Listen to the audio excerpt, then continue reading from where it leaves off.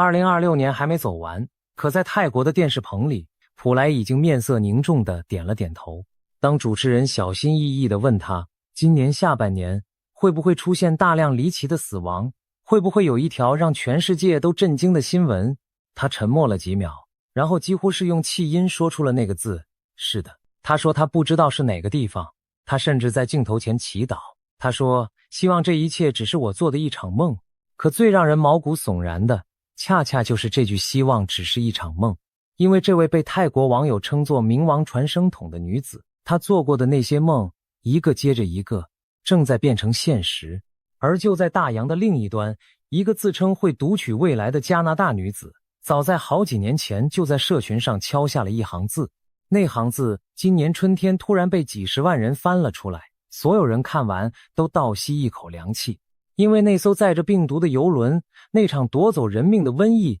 竟然真的在他写下的那一年准时降临了。更别说那位被尊为阎罗王代言人的普莱，这一次干脆把话挑明了。他说那场全世界都在害怕的大战，谁会是真正的赢家，谁的名字会被写进历史，其实在冥界的账本上早就已经定好了。这三条线，泰国的阎王之口，加拿大的占星之笔，还有那艘飘在大西洋上的死亡游轮，看似毫无关联，可当你把它们摆在一起，把时间线一条一条对起来，你会发现一个细思极恐的真相。今天我们就把这三件事一次说个清楚，准备好了吗？我们开始。先说普莱，他对2026年的判断从一开始就带着一股火药味。他管今年叫火马年，也有人翻成赤马年。按他的说法，今年的火元素强到不讲道理，整个世界会变得炎热、猛烈，而且不留情面。他甚至用了一个很形象的比喻，他说身在这一年里的马是会受伤的，是会吃苦的，虽然最后能浴火重生，可那个过程太煎熬了。火旺意味着什么？他说意味着火灾、爆炸还有人为的冲突会比往年频繁得多。而他最早抛出的那枚震撼弹是在2025年12月初，当时他在泰国的电视节目上预告2026年会发生一起极为可怕的飞机事故。他特别叮嘱那些带着小孩的家庭，上半年尽量别去三个英文缩写是 HJT 的地方。这三个字母一出口，泰国网友瞬间化身键盘柯南。有人说 H 是夏威夷，也有人说是香港， J 有人猜日本，有人猜印尼的雅加达， T 呢，有人指向台湾，也有人说是泰国本土，甚至还有眼尖的网友翻出航空代码，说蒙古国呼吉尔特机场的代号刚刚好就是 HJT， 让整件事更加扑朔迷离。本来这还只是茶余饭后的猜测，可2026年3月初，中东好几个机场因为局势动荡被迫关闭，无数航班被打乱，网友一下子炸了锅，纷纷回头翻他的旧影片，直呼他那句航空危机说正在一步一步应验。紧接着他又更新了一版，这一次他说根据阎罗王的最新警示，真正要避开的不止3个，而是4个国家，缩写分别是 JPTI， 而最危险的时间窗口被他死死地圈在了5月、6月、7月这3个月。他反复强调，这3个月是2026年运势最差、最容易出事、最容易碰上意外和天灾的时候。那 JPTI 这4个字母到底会是哪些国家呢？网友们的解读五花八门，可越拼凑越让人心惊。这最容易让人想到的是日本，那个地震与海啸从不缺席的岛国，也有人猜是印尼的雅加达。P， 有人指向菲律宾，有人猜是某些局势敏感的地区。T， 老问题又来了，到底是台湾还是泰国本土？而 I 这个新加进来的字母最让人浮想联翩，有人立刻联想到了正深陷战火的伊朗，有人则猜是印度或者印尼。当然，普莱从头到尾都只给了缩写，从没把话说死。他说这些谜底要交给我们自己去想。可正是这种犹抱琵琶半遮面的说法，反而让全世界的网友一个个都成了拿着放大镜的侦探。你看，现在我们站在什么位置上？我们正好就站在这扇门的门槛上。5月刚刚过去，6月正在进行，而7月就在眼前。他口中那段最凶险的日子，不是遥远的未来，而是当下，是现在。这也是为什么这支影片我必须做，这些话我必须说。因为如果他说的有哪怕1分是真的，那么提早1天知道就多1分准备。可如果你以为他说的只是飞机，那就太小看这位冥王传声筒了。他在节目里描述的另一个画面才是真正让人脊背发凉的。他说，未来会出现一种传播力极强的流行病，严重的时候，飞机上会出现整机乘客一起咳嗽的景象。你想象一下那个场景，一个密闭的机舱，几百个人挤在3万英尺的高空，咳嗽声此起彼伏，空气不断在循环，没有一个人能逃。光是脑补这个画面就已经够吓人了。而他对这场瘟疫的描述还要更加具体，也更加古老。他说，他在预言里看到了2个关键词，一个是肺痨，一个是黑死。他解释，这2个词分别对应着肺结核还有鼠疫，也就是当年横扫整个欧洲，夺走无数人命的黑死病。他特别强调，这不是一种单一的疾病，而是一种混合了多种症状的致命威胁。他形容那场灾难来临的时候，会死人如落叶般多，死人如落叶般多。这7个字从一个曾经准确预言过瘟疫的人嘴里说出来，分量完全不一样。因为早在2019年底，全世界还歌舞升平的时候，他就公开表示将会出现一种改变人类面貌的病毒，到时候全球的人都得戴上口罩，而且这个影响会持续很多年。没过多久，新冠爆发了，全世界戴起了口罩，戴了好几年。也正是这一次的精准命中，让他一战成名，被网友封为冥王传声筒。不只是瘟疫，2025年他预言缅甸会发生强烈地震，而且会波及泰国的曼谷和清迈。结果就在同年3月，缅甸真的发生了规模 7.9 的大地震，连邻国泰国都受到牵连。曼谷一栋兴建中的大楼轰然倒塌，死伤和失踪的人数都不少。他甚至还精准预测过马航 MH370 的失踪以及残骸被寻获的时间点。再加上他算中过2011年的泰国大洪水，2022年泰国前总理确诊，还有同年加密货币市场11月的走势。这一连串的战绩摆出来，难怪他对2026年那场瘟疫的警告会让这么多人睡不着觉。而这一次，当他说出下半年会有大量离奇死亡的时候，离奇这2个字特别值得我们玩味。所谓离奇，意味着那些死亡可能不是我们熟悉的那种，不是战争的炮火，也不是常见的疾病，而是一些一开始让人摸不着头绪，搞不清楚原因的死亡。你回头看那艘游轮，最初那位荷兰丈夫倒下的时候，不就正是这样吗？没有人知道他到底得了什么，连检体都来不及采，人就这样不明不白地走了。一种罕见到大多数医生一辈子都见不到几次的病毒，悄无声息地夺走人命，这何尝不是一种离奇？普莱的这句警告，会不会正是在提醒我们，下半年要格外留意那些反常的、说不清道不明的健康威胁？除了瘟疫，他对天灾的描述同样让人不安。他预测2026年会出现一种水火并行的极端状况，意思是同一个时间，一个地区发生水灾，另一个地区却同时发生火灾。这些灾害背后的原因可能很复杂，有的是人为，有的是战火，有的是纯粹的天意。他还提醒，今年要特别小心天坑重现，还有道路突然下陷的问题。他甚至给了一个很具体的生活提示。他说，如果你发现某个地下商场或者地下停车场经常无缘无故的停电，那你就要多留个心眼了。更耐人寻味的是，他提到有些国家在进行军事武器试验的时候，可能会影响到深海的地质结构，进而对某些地区的安全构成潜在的威胁。把这句话和今年中东那场越打越久的战争摆在一起看，你很难不去多想。而他的警告并没有停在天灾，他对2026年的经济同样下了一道不太乐观的判词。他说，今年泰国的经济或许会有好转的迹象，可政治将会严重的拖累整个国家。他特别提醒所有人，今年凡是虚拟的投资都要格外的小心。泰国的股市更是要加倍留神。他甚至预言黄金的价格会一路飙升，冲破一个惊人的关口。把这些话放在今天通膨高涨，金价屡创新高，全球资本市场神经紧绷的大背景下看，你会发现这位冥王传声筒口中的火马年真的处处都在冒火。他还提到，那场伴随着瘟疫和天灾而来的，会是严重的粮食短缺，还有物价的暴涨。他形容土地会出现类似喷发的异象，一个炎热、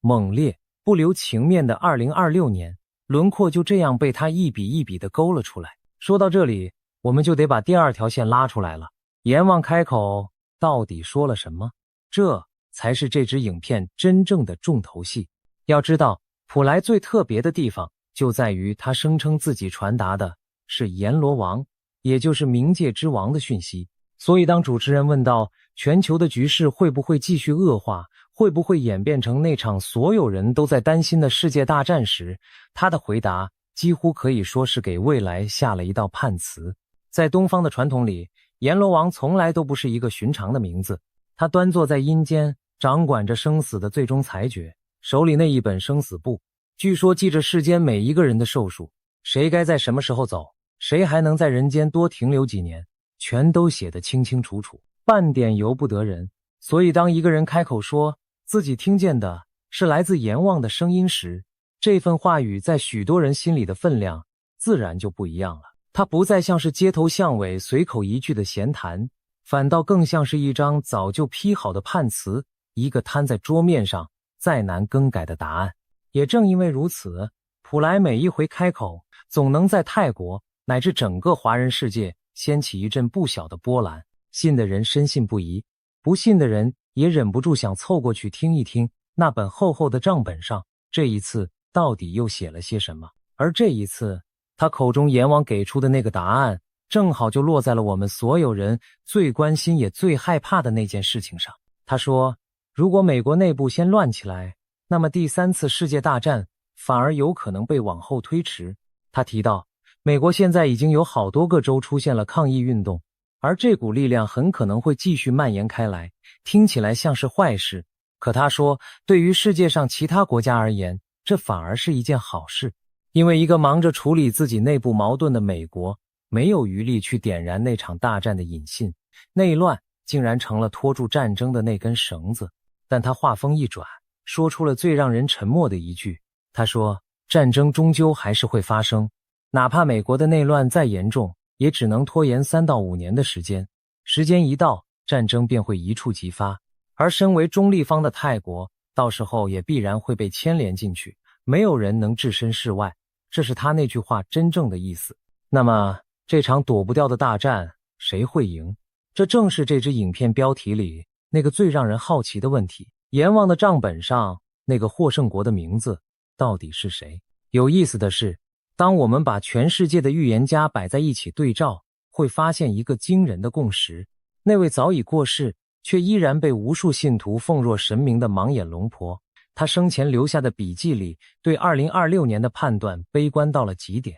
他的信徒解读2026年会爆发一场涉及世界主要强权的大规模战争，战火会从东欧一路烧到中东，再蔓延到亚太地区。而他给出的那个结论几乎和普莱的暗示重叠在了一起。他说，东方阵营将会击败西方阵营，欧洲的许多国家会沦为焦土，核武的阴影会笼罩全球，甚至会有数亿人流离失所，被迫离开自己的家园。他还预言，全球大约7到8%的陆地会被各种天灾吞噬，沿海城市和岛国首当其冲。东方击败西方，这6个字被很多人拿来和今天的世界局势做联想。有人把它和乌克兰那场僵持不下的战争连在一起，有人把它和中东的战火连在一起，更有人把那个被反复提及的东方直接指向了台海。而这种让人不安的共识，其实还能往前追溯100多年。早在19世纪，一位身份极为显赫的共济会高层人物，据说曾经在书信里留下过关于3次世界大战的预言。传说中，第1次大战会推翻沙皇俄国，第2次大战会围绕着法西斯和犹太复国主义展开，并促成一个犹太国家的建立。如今回头看，前2次的描述竟然惊人地贴合了历史。而那第3次，传说里写的是由中东与宗教的冲突所引爆。把这个流传已久的说法和今天中东那片燃烧的天空摆在一起，难免让人心头一紧。当然，这类100年前的书信，真伪和解读都充满争议，我们听听就好。可那种跨越时空的呼应感，确实很难让人完全无视。不只是这些古老的预言，就在不久之前，象征着人类距离自我毁灭有多近的那座末日钟，被科学家拨到了史上最危险的位置，距离午夜只剩下85秒，比前一年又逼近了4秒，创下了历史新高。科学家点明了3个关键的风险：核武、人工智慧，还有失控的地缘政治。而在那份评估报告里，台湾被直接点了名，成了衡量全球风险的一个重要环节。长期研究末世趋势的学者也指出，二战之后建立起来的那套全球多边外交体系正在一点一点的瓦解，世界正逐渐演变成东西方2大阵营的对立。这种说法又和盲眼龙婆口中的东西对决遥遥地对上了。那么，所谓的东方击败西方到底是什么意思？这恐怕是整个预言里最容易被人过度解读，也最需要谨慎对待的一句。有人把它理解成军事上的胜负，有人把它理解成经济和科技的此消彼长，更有人把它直接套进了某一个具体的两岸剧本里。可说到底，这些都只是后人的猜测和填空，龙婆留下的往往只是一些破碎、模糊、充满象征的字句。真正的解读权其实握在每一个听众自己的手里。你心里最害怕什么，你就会在这句话里读出什么。这也正是预言最迷人却也最危险的地方。它像一面镜子，照出来的往往不是未来，而是我们此刻内心深处的恐惧与期待。所以当有人信誓旦旦地告诉你获胜国已经定了，名字就是某某某的时候，请你务必多留一个心眼。没有任何一个凡人能替整个世界的命运提前盖棺定论。而当我们把镜头从这些虚无缥缈的预言拉回到实实在在的当下，你会发现2026年的这个夏天，世界本就不太平。从年初开始，美军就在中东大规模集结，美国和以色列联手对伊朗动了手，那场仗一打就是2个多月。一边是谈判桌上不断释放出来的和平讯号，川普一会儿说很有可能跟伊朗达成协议，要开放具有战略意义的霍尔木兹海峡，一会儿又威胁如果谈不拢就要恢复轰炸。可另一边，伊朗的战略港口却接连传出剧烈的爆炸，以色列的军事行动也从没真正停下来，双方围绕着浓缩铀的去留反复拉锯。这种边打边谈，一手握着橄榄枝，一手攥着导弹的局面，正是普莱口中那个炎热、猛烈、不留情面的火马年最真实的写照。而霍尔木兹海峡这个名字更是值得每一个人记在心里。这条窄窄的海峡是全球石油运输的咽喉要道，全世界差不多每5桶被运送出去的石油，就有1桶要从这里经过。一旦这里因为战火被封锁，后果简直不堪设想。国际油价会在一夜之间飙升，连带着推高全球的物价，从你加油的油箱到你餐桌上的每一样食物，没有一样能够幸免。所以普莱反复强调的物价暴涨、粮食短缺，乍听之下像是玄学，可一旦你把它和这条海峡的命运连在一起看，你就会发现它其实一点都不玄，反而精准的有些可怕。更别忘了，这个世界此刻是多点引爆的。东欧有久拖不决的俄乌战争，中东有以色列和周边势力的缠斗，南亚有印度和巴基斯坦在克什米尔的军事摩擦，东亚有台海和朝鲜半岛的紧张对峙。每一个点单独看都像一根绷紧的弦，可当它们同时绷紧，没有人敢保证会不会有哪一根先断。也难怪全世界的预言家不约而同地把目光投向了2026。除了战争，秘鲁有萨满预言，美国总统川普在今年可能会遭遇突发性的严重疾病，为美国的政局投下变数。爱尔兰一本从17世纪就开始每年更新的古老年鉴则预测，随着加密货币和去中心化金融的进一步普及，传统的银行体系会在2026年面临前所未有的生存危机。你看，瘟疫、战争、金融、政治，这些预言像是商量好了一样，全都指向了同一个时间点。而下半年恰恰是这些预言交织的最密的一段时间。中东那纸脆弱的停火协议能不能撑过这个夏天，没有人敢打包票。一旦霍尔木兹海峡再起波澜，全球的油价、物价乃至每一个普通家庭的荷包都会跟着剧烈震荡。这不正好对上了普莱口中的物价暴涨吗？俄乌的僵局，台海的角力，朝鲜半岛的试探，每一处都还绷着弦。再加上那种能让整机人咳嗽的流行病阴影，还在世界的某个角落徘徊。把这些单独看都不算什么的小火苗全部叠在一起，你就会明白为什么这么多人会对2026年的下半年怀着一种莫名的忐忑。倒不是因为谁能真的预见未来，而是因为当下的这个世界本身就已经堆满了太多易燃的干柴。那么问题来了，这些预言家真的算得准吗？这里我必须非常诚实地说一句，预言这种东西从来都是有对有错的。就拿盲眼龙婆来说，她也有翻车的时候。她曾经预言英国的哈里王子会取代他的父亲查理斯三世登上王位，这件事到今天都没发生。他还预言过2024年俄罗斯的普京会在国内遭到暗杀，结果也落空了。连普莱自己也坦言过自己的预言有时候会失准。所以对于这些获胜国已定或者东方击败西方的说法，我们真的要留一个心眼，不能照单全收，把它当成一种对当下紧张局势的警示，远比把它当成板上钉钉的剧本要来得清醒。一个成熟的人应该能同时握住两件事，一边保持警觉，一边不被恐惧牵着鼻子走。可是正当你想用理性把这一切都解释过去的时候，第三条线，那个加拿大女子的故事又会把你重新拽回那种细思极恐的氛围里。让我们把时间倒回到2022年6月，那时候新冠的阴霾还没散去，全世界都在讨论病毒，讨论口罩，讨论什么时候才能恢复正常的生活。就在这个时候，一个叫做我是预言者的社群账号悄悄发了一条贴文，整条贴文短的不能再短，只有2行字。第一行写着2023年新冠结束，第二行写着2026年汉坦病毒。就这么简单，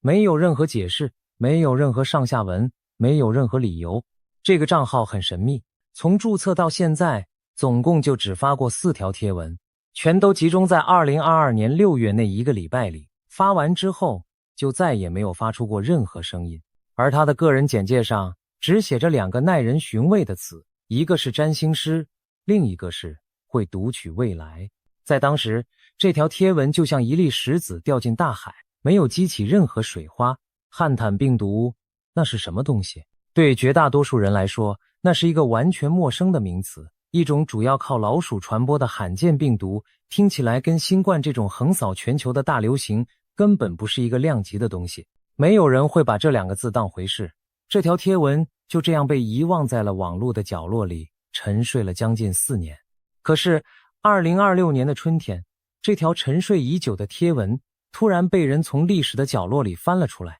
一夜之间它像野火一样烧遍了整个网络，转发超过10万次，按赞冲破25万个，留言更是堆到了2万多则。所有人都在问同一个问题，她到底是怎么知道的？这个自称会读取未来的女子到底是看到了什么？因为就在那条贴文被预言的那一年，那个被点名的汉坦病毒真的来了，而且来得无比凶险。事情的主角是一艘叫做红迪亚斯号的游轮，这是一艘挂着荷兰旗的探险游轮。2026年4月1日，它从南美洲阿根廷最南端的乌斯怀亚港出发，载着147个人，其中86名是来自23个不同国家的乘客，另外61名是船员。它的航线本该是一趟梦幻般的极地探险，要穿越南大西洋，造访南极洲、南乔治亚岛，还有那些散落在大洋深处的孤岛，像是特里斯坦达库尼亚、圣赫勒拿岛，还有阿森松岛。对许多乘客来说，这是他们攒了大半辈子才终于圆上的一个梦。你可以想象那种绝望，100多个来自世界各地的陌生人，本来是怀着一辈子的憧憬，登上这艘船去看南极的冰川，看成群的企鹅，看那片人迹罕至的纯净海洋。可一夜之间，梦变成了牢笼，他们被困在茫茫的大西洋上，眼睁睁看着身边的人一个接一个发病，自己却无处可逃，连靠岸都成了一种奢望。那种被全世界暂时遗忘，悬在大洋中央生死未卜的恐惧，恐怕只有当年困在钻石公主号上的那些人才能真正体会。历史似乎总是在用惊人相似的方式一次又一次的重演。可这趟梦幻之旅很快就变成了一场海上的噩梦。调查人员后来追查到了那个0号病人，那是一对来自荷兰的夫妇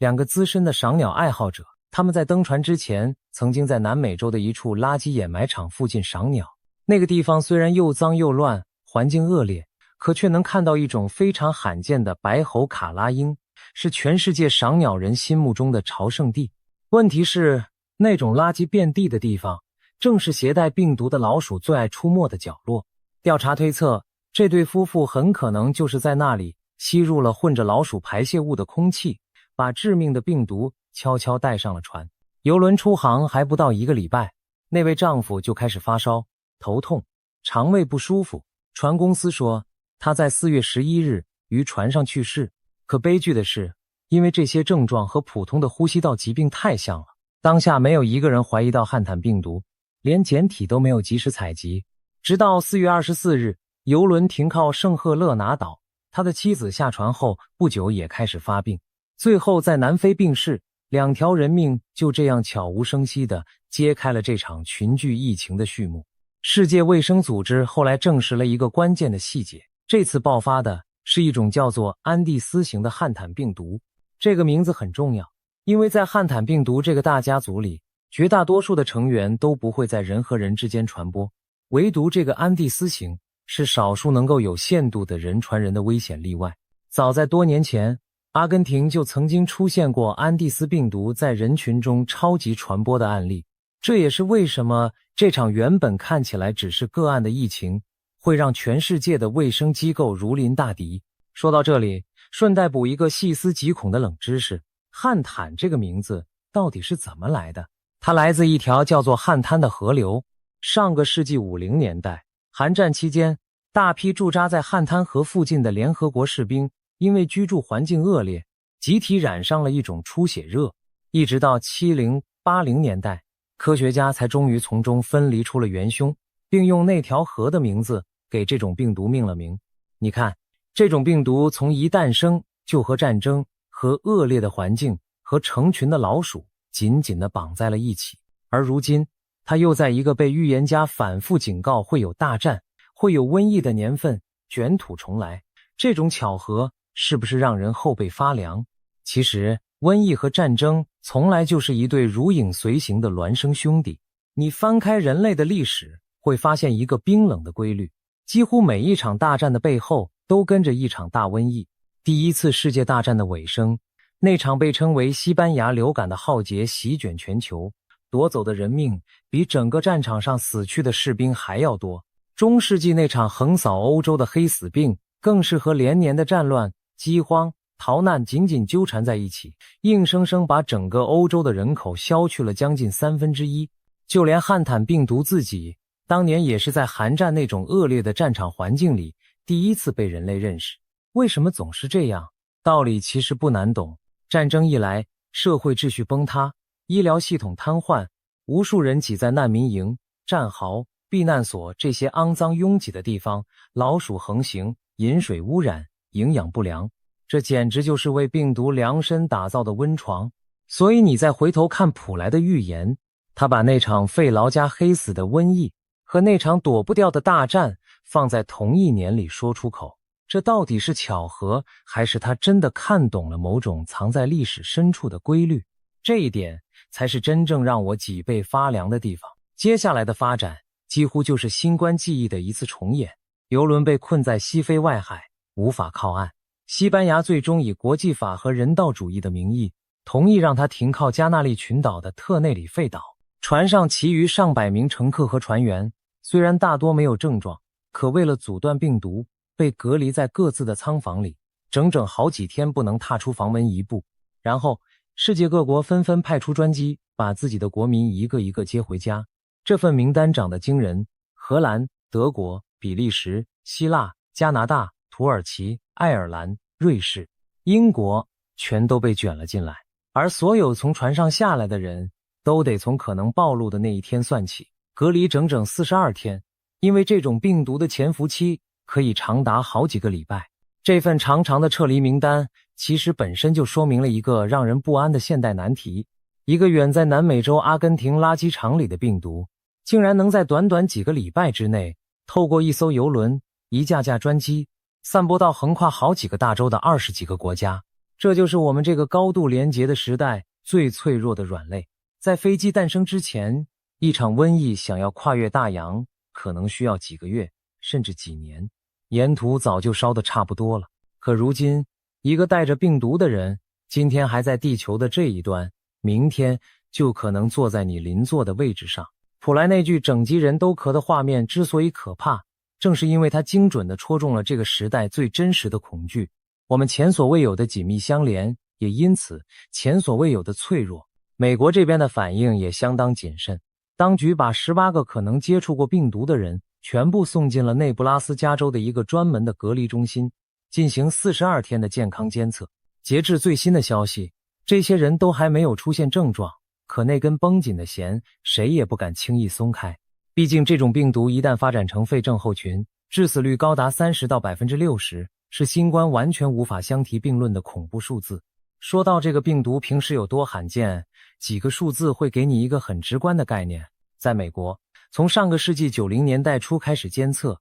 一直到2023年底，总共也才累积了不到900个病例。而在这次疫情的源头阿根廷，去年因为汉坦病毒死亡的人数是28人，虽然比前几年平均的15人有所上升，可放在一个国家的尺度上，依然是极其稀少的个案。正因为它平时这么罕见，这次居然在一艘邮轮上一口气放倒了这么多人，还跨越好几个大洲，引发全球撤离，才会显得格外反常，格外引人注目。也正是这种反常，给那条2022年的神秘贴文搭起了一个最戏剧性的舞台。他发病的过程也格外折磨人，一开始先是发烧、疲倦，然后大腿、臀部、后背、肩膀这些大块肌肉开始剧烈酸痛，很容易被误认成普通的感冒或流感。可接着病情会急转直下，进入心肺阶段，患者会开始咳嗽、呼吸急促、心律不整，肺部的微血管开始渗漏，严重的会走向呼吸衰竭、休克，甚至猝死。就算侥幸活下来，恢复期也要熬上好几个月。呼吸困难的后遗症据说可以拖上整整2年。你再回想一下普莱那句整机人都咳的预言，再想想那个密闭机舱里此起彼伏的咳嗽声，是不是又多了一层含义？当然，讲到这里，我必须把话说完整，给各位也给我自己吃一颗定心丸。世界卫生组织的秘书长谭德赛，还有好几位顶尖的病毒学家，都站出来明确表示，汉坦病毒不会变成下一个新冠。原因听起来甚至有点残酷。约翰霍普金斯大学的一位资深学者解释得很透彻。他说，一种病原体能不能引发全球大流行，靠的根本不是它有多致命，而是它的传播架构，也就是它在人和人之间移动的能力。汉坦病毒之所以可怕，是因为它致死率高，可恰恰也正是因为它太致命了，被感染的宿主往往很快就倒下了，根本来不及把病毒大范围的传出去。谭德赛也说，这种病毒的传播速度远远不如新冠，只要及早就医治疗，效果是相当不错的。世卫另一位负责流行病防范的专家更是直接安抚大众。他说，绝大多数人这辈子都不会接触到这种病毒，换句话说，它很凶，但它不容易扩散。把这场海上的悲剧和当年那场席卷全球的大流行直接划上等号，其实是不公平也不科学的。可问题就出在这里，一个理性的解释，一个科学的安抚，并不能完全消除人们心底那股不安。因为那条2022年的贴文实在是太准了，它不只说对了病毒的名字，连年份都分毫不差。于是各种阴谋论又开始在网络上疯长，有人翻出旧账，趁机攻击新冠时期的疫苗，有人散布谣言，把这个病毒的名字硬说成是某种暗语，结果被事实查核机构一句话戳破，因为它明明就是来自那条汉滩河。甚至还有人盯上了一位被隔离的旅游网红，一个来自波士顿的内容创作者，硬说他是被精心挑选出来的危机演员，理由竟然是他有亲戚从事医疗和应急准备的工作。于是断定这整场疫情都是一场有预谋的大戏。事实查核机构一条一条的去辟谣，去澄清，可谣言的传播速度永远比真相要快上10倍，这又何尝不是另一种瘟疫呢？一种比病毒更难治愈的恐惧与不信任的瘟疫。说到这里，我们把这3条线重新摆到桌面上，做一个总结。泰国的普莱借阎罗王之口，警告下半年会有大量离奇的死亡，会有一场混合了肺痨和黑死的古老瘟疫，死人如落叶般多，飞机上会出现整机人咳嗽的景象。还说那场躲不掉的大战，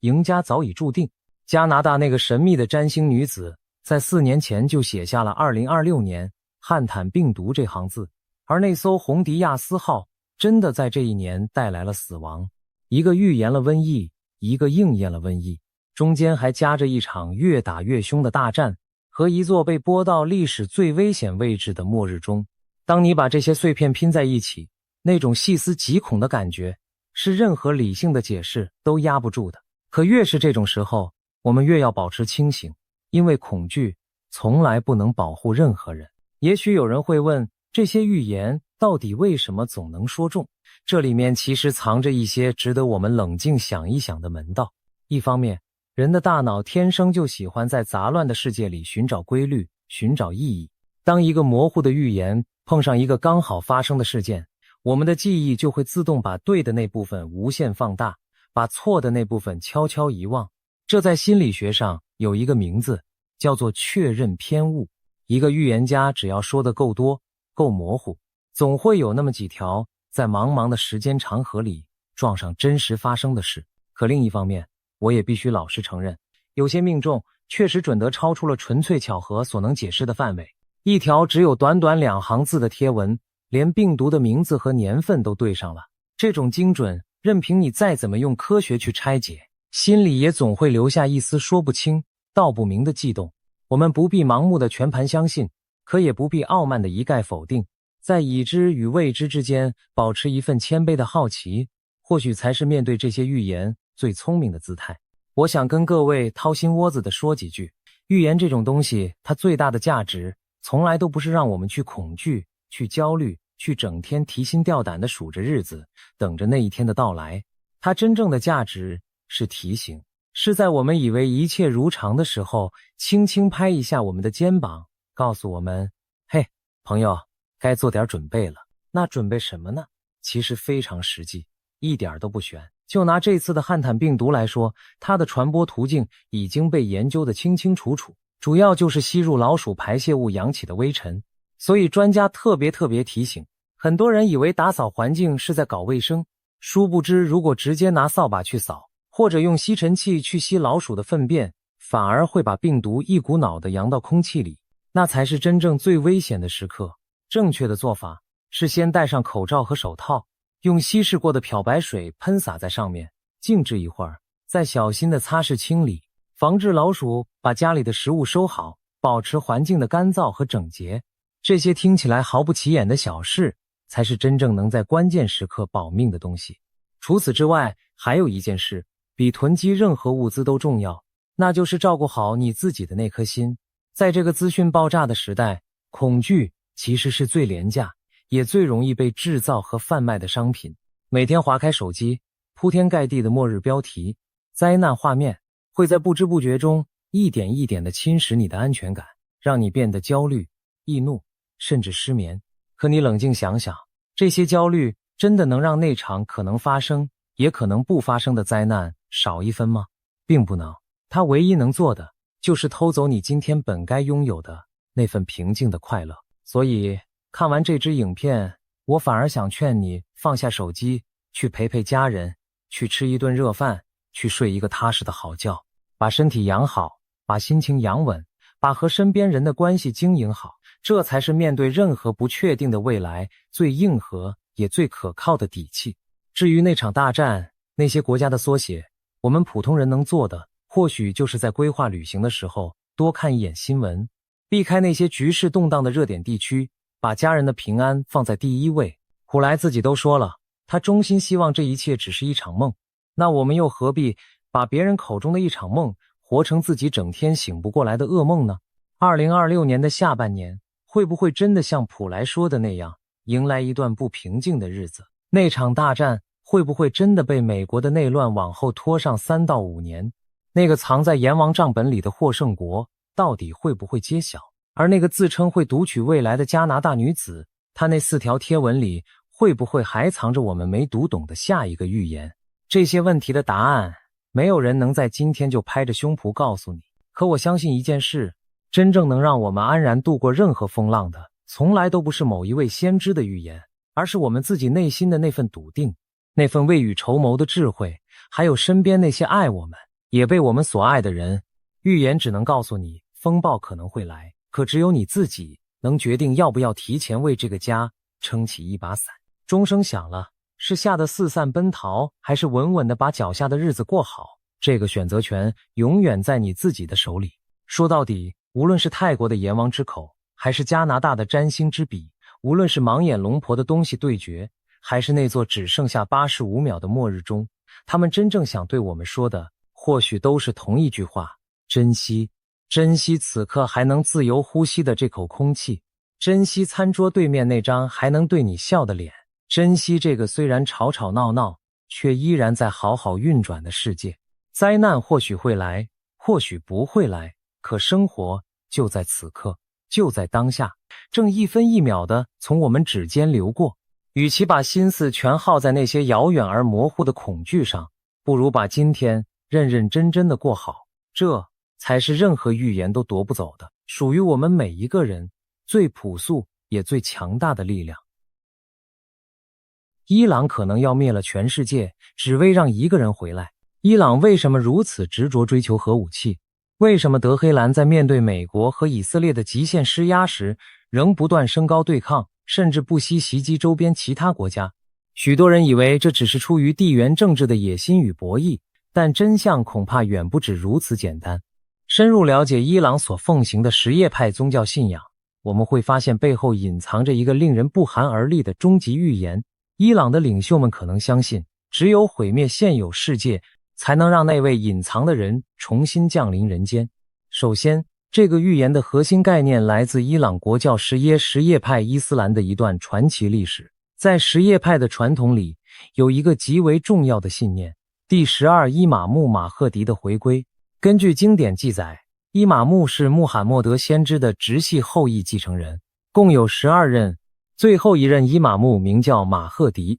相传他在公元874年时年仅5岁，因躲避迫害而突然进入隐遁，从此消失无踪。但这并非故事的结局凄凄，相反，什叶派坚信，当世界末日临近时，这位马赫迪将重新现身，以救世主的身份领导正义之师战胜邪恶，为人类带来最后的和平与秩序。对虔诚的什叶派穆斯林而言，马赫迪就像基督教中的弥赛亚一样重要，他被视作安拉在末世派来拯救信徒的选民。许多预言详细描述了他出现的征兆，在他现身之前，世界将陷入前所未有的混乱与暴虐，战争、瘟疫、罪恶充斥，大地一片黑暗。就在绝望之际，马赫迪将得到安拉的允许重返人间，惩治暴君，伸张正义。可以说，先有大乱，后有大治。极端的乱世是引出救世主的必要条件。1979年，伊朗伊斯兰革命推翻国王，建立了神权体制。革命领袖霍梅尼深谙这段宗教传统，他在新政权中巧妙地融入了对马赫迪的信仰。霍梅尼建立了法基赫监护制，也就是神权监护制度，让伊斯兰教法学家来担任国家最高领袖。为什么由神职人员领导？因为伊朗宪法直接承认，在第12伊玛目马赫迪重现之前，由法学权威代理马赫迪行使统治。换句话说，霍梅尼和后继的哈梅内伊都被视为替马赫迪看管国家的人，这使得整个伊朗政治体系的合法性都建立在那个宗教预言上。最高领袖只是代理人，真正的君主随时可能归来。世界上恐怕没有第二个国家会在宪法中替神话里的人物预留王座。当然，等待马赫迪是一回事，如何让他回来又是另一回事。在什叶派教义中，信徒被要求虔诚守法，耐心等候真主选定的时机，不可妄加干涉。然而，伊朗政权内部有一股更激进的声音，一些狂热的神学理论家认为，马赫迪的降临不该只是被动等待，而是可以透过人的行动来加速。这种思想被称为末日加速主义。末日加速主义者坚信，马赫迪归来有其前提条件，世界必须陷入彻底的混乱，大规模的战争和灾难，就像经典预言的末世景象那样。既然预言中说末日会有毁灭性的火光和杀戮，那么如果现实中还没出现，他们就要想方设法去制造。他们相信，只有当人类面临绝境，遍地都是血与火时，救世主才会不得不现身拯救世界。简单来说就是毁灭现有秩序，逼出新世界。这种逻辑听上去疯狂至极，但在某些伊朗强硬派眼中却是神圣的真理。和平反而被视为延宕神计划的障碍，战争和混乱则成了加速神计划的动力。这种心态解释了许多外人难以理解的现象。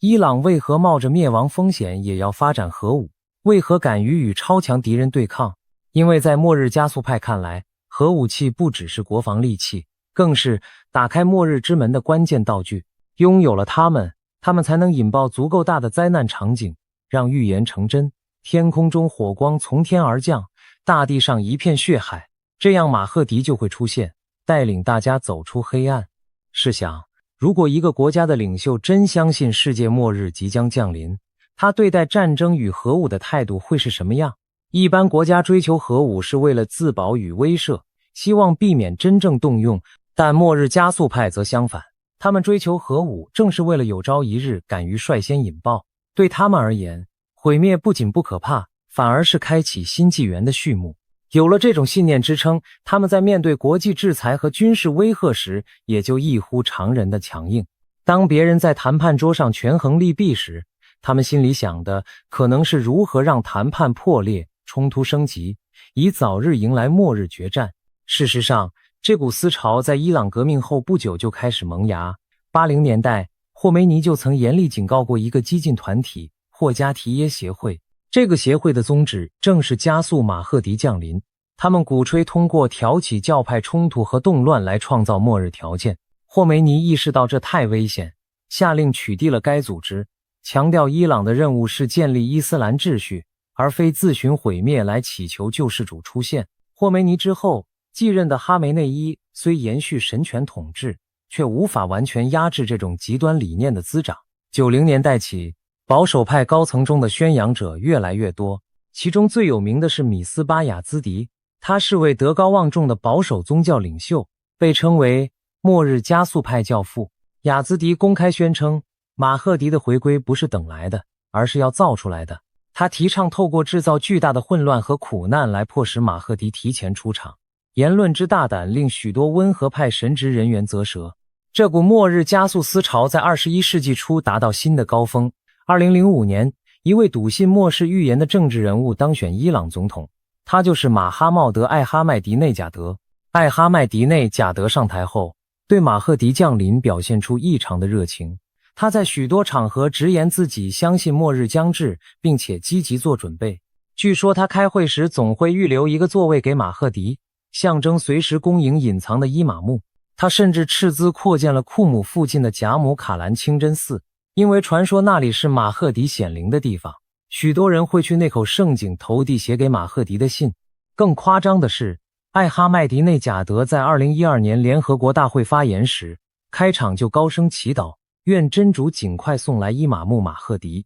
直接把末日信仰搬上了全球外交舞台，震惊了国际社会。他的一位幕僚透露，早在2005年他第一次在联合国讲话时，就感觉到有一道神光照在身上，所有人都屏息倾听。艾哈迈迪内贾德坚信，那正是隐藏的伊玛目在默默相助。这些言行在外界看来近乎疯癫，但在伊朗国内却得到不少宗教强硬派的支持。他们相信总统是在履行神圣使命。在那段时期，伊朗还出现了一些令人毛骨悚然的举动。2011年，一部名为《末日将至》的半官方纪录片悄然流传开来，片中宣称中东近年的战乱，如美军入侵伊拉克、真主党与以色列冲突、阿拉伯之春等，都对应了末世预言，暗示马赫迪即将现身。纪录片甚至把哈梅内伊、艾哈迈迪内贾德等人都比作预言中的天选帮手，意气风发地表示，黎明前的黑暗就要过去了。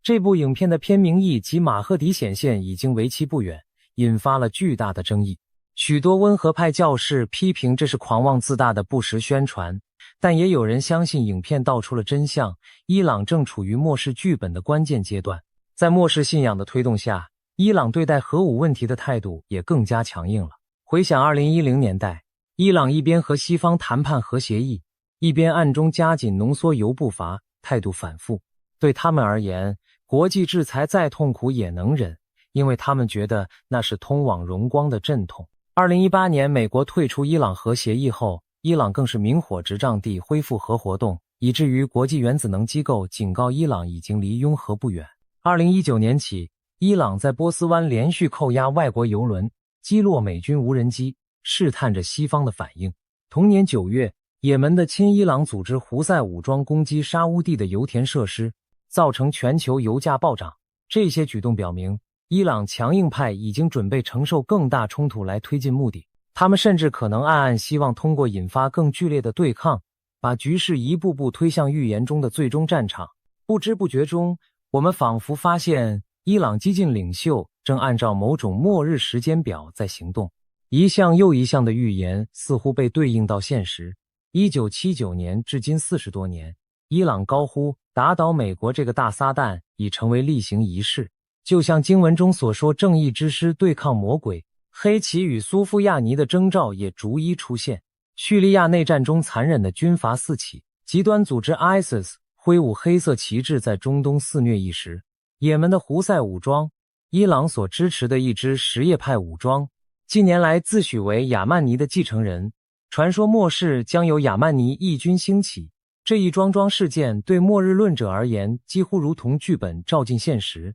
他们更加深信宿命在召唤。与此同时，伊朗政权的敌人也被他们上升到了神魔对决的高度。在德黑兰强硬派眼中，美国和以色列不仅是地缘对手，更是阻碍马赫迪降临的最后2块绊脚石。只有打倒了这大撒旦和小撒旦，人类才能迎来光明。在这种思路下，任何外交妥协都被视为对信仰的不忠，最终大战才是使命所在。这解释了为什么伊朗对以色列的存在抱着近乎狂热的敌意，以及面对美国极限施压宁可玉石俱焚也不让步。对他们而言，这不是普通的国家利益之争，而是一场神圣的较量。这种将现实冲突宗教化的态度自然令邻国极度恐惧。2017年，沙乌地阿拉伯的王储穆罕默德本萨勒曼就直斥哈梅内伊是中东新希特勒。沙乌地作为伊朗的主要宿敌非常清楚，伊朗激进派在等什么。什叶派的末世传说中提到一个标志，阿拉伯半岛的统治者将被杀，局势陷入混乱，这常被解读为沙乌地王室遭遇厄运。沙乌地王储所以如此警惕，就是担心伊朗真会对他或其他阿拉伯领袖下手，以应验预言。MBS 曾警告，如果伊朗真拿到核弹，沙乌地也别无选择，只能立刻跟进发展自己的核武器，因为这已经不是石油争端，而是关乎生存权的终极圣战。中东各国纷纷绷紧神经，他们看到的伊朗不再是寻常理性的国家，而像是一个执着于毁灭性信仰的疯子。眼看着灾难的阴影越拉越长，国际权力格局也开始为之变动。2021年后，以色列和一些阿拉伯国家加速靠拢，组建某种非正式的反伊朗同盟。大家都明白，伊朗一旦练成末日武功，谁都无法独善其身，世界进入了危险的倒计时。2025年底，多家情报机构报告伊朗距离具备核弹已仅一步之遥，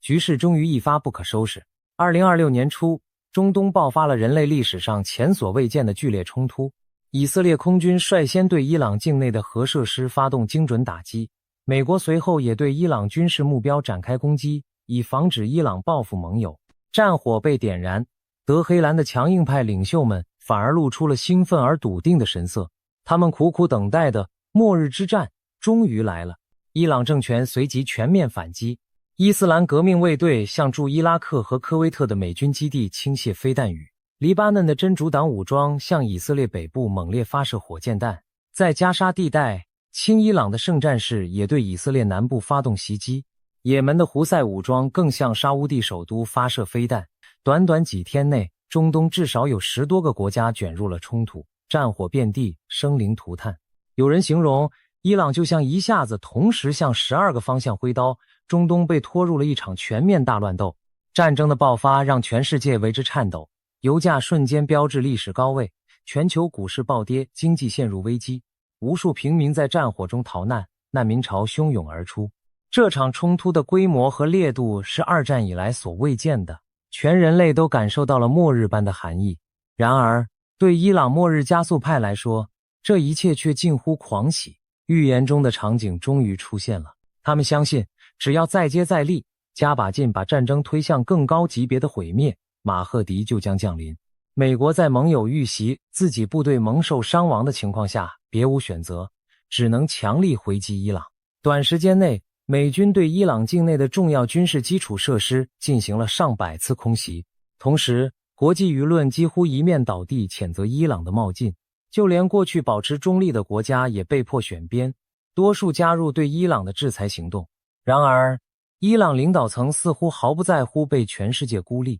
他们透过官方媒体不断播报光荣的末日圣战，宣称真主站在自己这边，胜利终将属于忠诚者。一时间，仿佛整个伊朗都疯狂了。短短几周，这场空前惨烈的中东大战已导致数十万人丧生，上百万人流离失所。更可怕的是，由于伊朗政权将战火尽力扩散，许多无辜的第三国也遭了池鱼之殃。波斯湾航运几乎停滞，导致全球能源和经济遭到重创。国际社会承受着前所未有的压力，人们害怕这场地区战争演变成第三次世界大战。所有人都在问，难道这真是人类的末日降临了吗？就在这危急关头，一些西方政要开始公开点出伊朗行为背后的宗教动机。2026年3月，美国一位重量级官员严厉地指出，伊朗这个政权的领袖是激进神权人士，他们做的不是地缘政治决策，而是神学决策，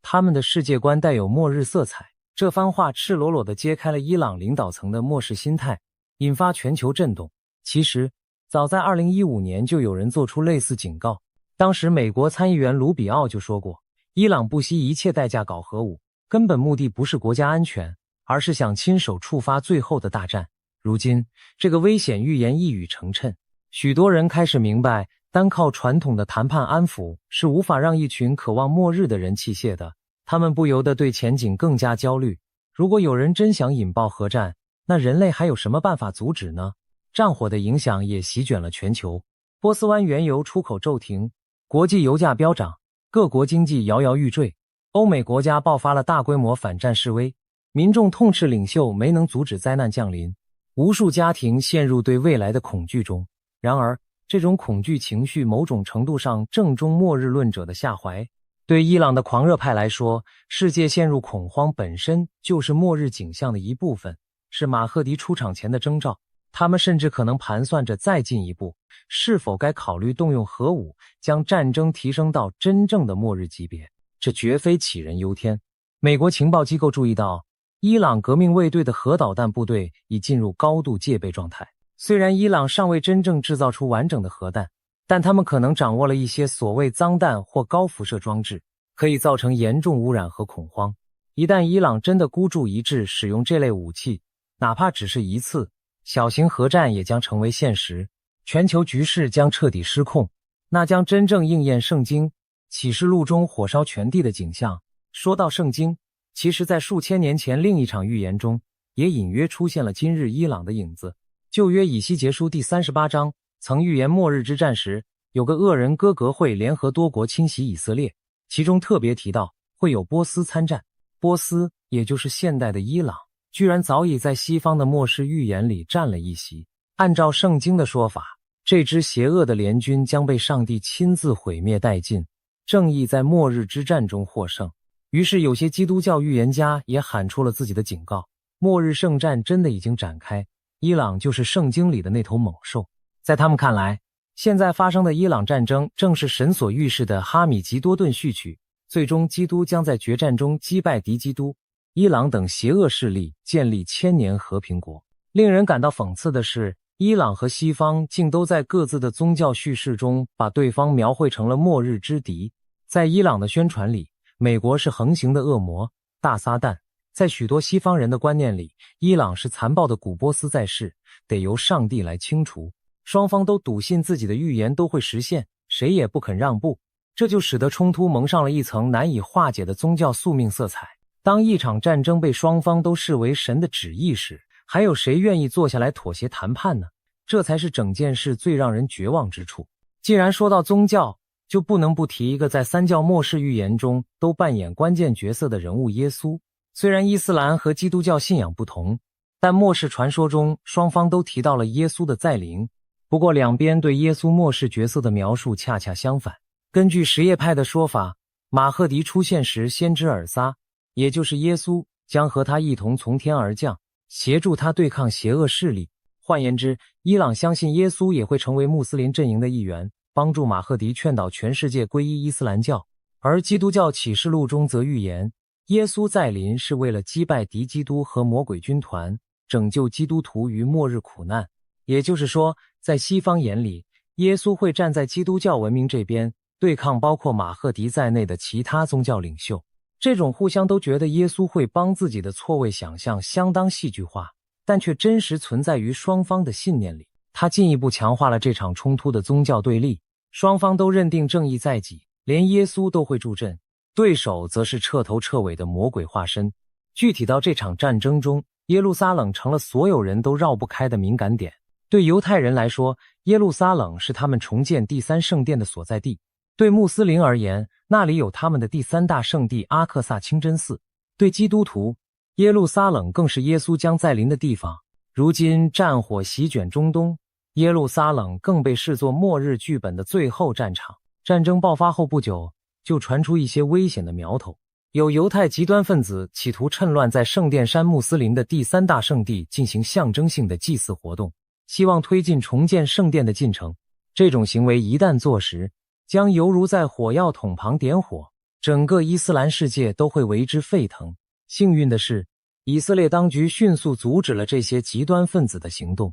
局势才没有进一步失控。但圣殿山那方寸之地承载的庞大信仰冲突能量依旧让人心惊。可以说，耶路撒冷的命运甚至关系着未来整场末日风暴的走向。谈到宗教狂热，我们也不妨回顾一下近期另一个宣称执行神旨的极端组织下场，那就是几年前横行中东的伊斯兰国 ISIS。 这个逊尼派圣战组织建立所谓哈里发国时，也声称自己是在履行预言，要引发穆斯林与罗马决战。根据他们引用的古老圣训，叙利亚北部将有一场末日大战，在战场名为达比克的小镇上，穆斯林军队与罗马泛指基督教文明世界将展开生死搏杀。 ISIS 甚至将自己的宣传杂志命名为达比克，表明他们笃信这一剧本。可实际情况是，当他们极力挑衅西方军队来达比克决战时，等来的却是联军铺天盖地的猛攻。2017年 ISIS 武装被彻底消灭，他们幻想的末日决战根本没有上演，所谓马赫迪更不曾现身相助。这个下场充分证明，凡是妄图自导末日剧本的人，最终大多逃不过自食恶果的命运。伊朗激进派或许瞧不起逊尼派的 ISIS， 但两者极端思维上的相似足以给所有人敲响警钟。随着这场空前惨烈的中东战争推进，人们不禁要问，难道预言中的末日真的到了？我们是否正见证着人类文明的终章？战火中，伊朗激进领袖们依然鼓吹着他们的大预言，相信马赫迪不日将降临。但另一边，几乎全世界都在祈求这场疯狂能尽快停止。在各国城市，上街反战的人潮一波接一波，许多地方响起各宗教团体联合的祈祷声，人们恳切地希望和平可以重回人间。这仗打到现在，没有人是赢家。若继续下去，就算真有谁的预言实现，那实现的代价也将是整个人类文明的毁灭。我们必须认清，预言从来不等于宿命。回到伊朗的这场豪赌，我们不得不感慨，极端的信仰确实给世界带来了莫大的灾祸。伊朗强硬派以为自己是在替天行道，但实际上，他们正在将自己的国家乃至整个人类推向深渊。所幸在这生死存亡关头，多数世人依然保持理性和善念，没有跟着一同疯狂。各国政府正在紧急协商停火方案，联合国秘书长激进哀求的呼吁，请悬崖勒马。尽管之前安理会曾经僵持不下，但面对核战风险，5大国也开始在一些底线问题上达成共识。那就是绝不能让核末日成为现实。也许历史还会给我们一次机会来改写这危局。我们不该忘记，人类曾多次在悬崖边缘停住了脚步。古巴飞弹危机，我们避免了核战；数次误报险情，靠着冷静的人而化解。只要绝大多数理性的人联合起来，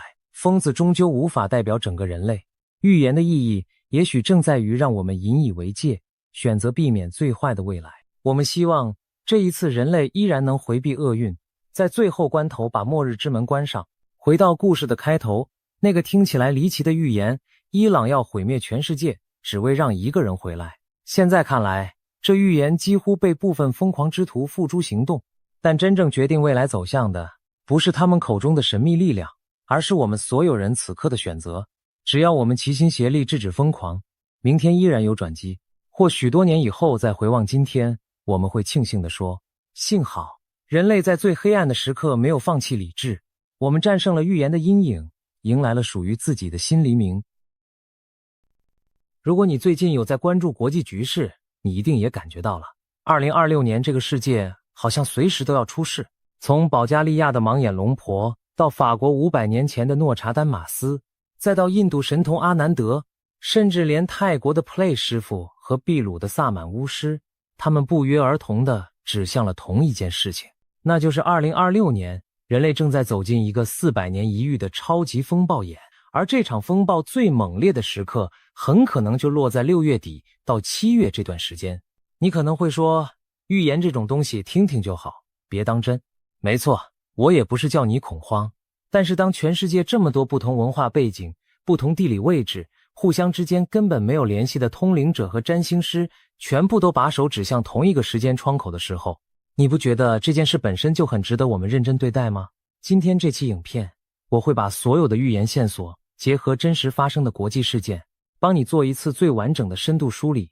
看完之后，你再决定要不要提前做好准备。我们先从印度神童阿南德说起。阿南德这个名字大家应该不陌生了，他全名叫阿比吉亚·阿南德，是一位来自印度的吠陀占星师。这个年轻人在10多岁的时候，就因为精准的疫情预言而一炮走红。他在2020年新冠疫情大规模爆发之前，就已经在 YouTube 频道上发布影片警告，全球会出现大规模瘟疫。虽然在具体时间和传播方式等细节上不完全准确，但大方向确实让很多人吓了一跳。从那以后，每逢年底或年初，他发布的预言影片都会引起全球数百万人的关注和讨论。据印度当地的媒体报道，他的影响力已经大到有地区要员专门派直升机去接他举行占星仪式的程度，可见他在南亚和东南亚地区的号召力有多强。当然了，质疑声也从来没有停过。有人指出他出身富裕家庭，有人说他的预言往往措辞模糊，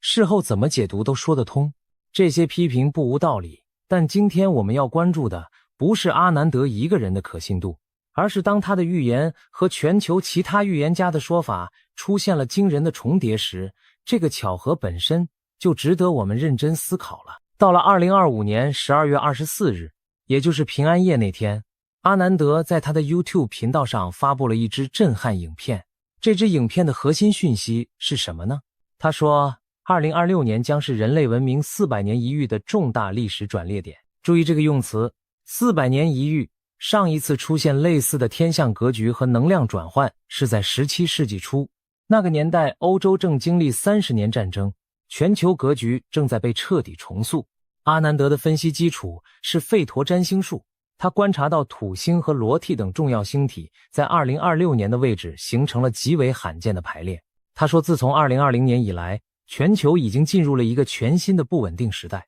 各种冲突越来越频繁，因战争和冲突造成的平民伤亡数字在明显暴增。从新冠疫情到俄乌战争，从以巴冲突到全球贸易战，从通货膨胀到 AI 带来的失业潮。而2026年不仅仅是这个趋势的延续，更是一个可能彻底改写世界格局的转折点。那他具体说了什么呢？首先，他根据星盘推演，锁定了2026年3个最危险的时间窗口。第一个是2026年4月下半月，阿南德解释说，这段时间星象排列会形成特殊的火象三角，这种天象配置会激发冲突和暴力能量，恐怖攻击和地缘政治冲突的风险将急剧上升。回头看看，今年4月的国际局势确实让人捏了一把冷汗。中东的硝烟还没散，印巴关系也在持续恶化。第二个就是我们今天要重点聊的7月24日前后大约10到20天的范围，也就是从7月中旬一直延伸到8月初这段时间。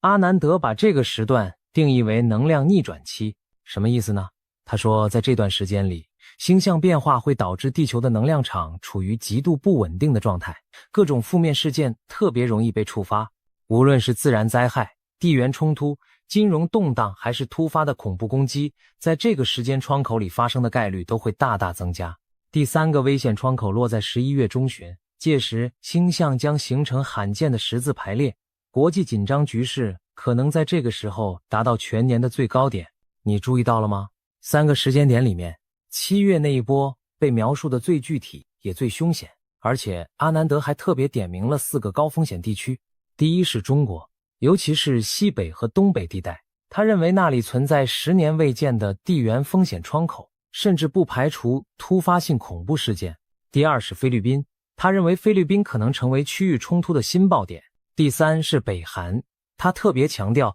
如果北韩在2026年发生重大变化，影响将不仅仅局限于朝鲜半岛，而是会像骨牌效应一样波及整个自由世界。第4是日本，他认为日本面临自然灾害和地缘风险的双重压力。不过阿南德也并非全然悲观，他在影片最后特别提到，2026年也可能是医学、数学和科学领域迎来重大突破的一年，尤其是在医疗科技方面会出现令人惊喜的进展。他呼吁大家在提高警觉的同时，也要保持正面的心态。但在正面结尾之前，阿南德还列出了他认为2026年全世界需要特别警惕的10大危机清单。第一是地缘政治危机，包括台湾与中国的关系、乌克兰与俄罗斯的战争、以色列与巴勒斯坦的冲突、南北韩的对峙。第二是气候危机，洪水、干旱、火山爆发、地震将在地球各地此起彼伏的发生。第三是关税和通膨危机，